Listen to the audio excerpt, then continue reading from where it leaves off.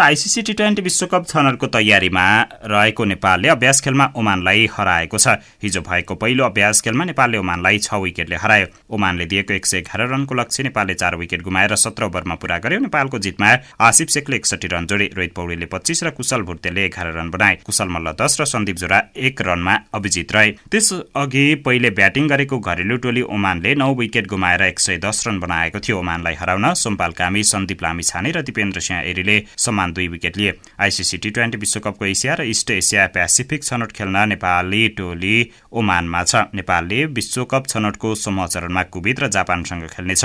समूह चरणको शीर्ष स्थानमा रहेको खण्डमा नेपाल सुपर 6 मा छनौट हुनेछ। सुपर 6 को शीर्ष 3 टिमले अर्को वर्ष हुने टी20 विश्वकपमा स्थान बनाउनेछ।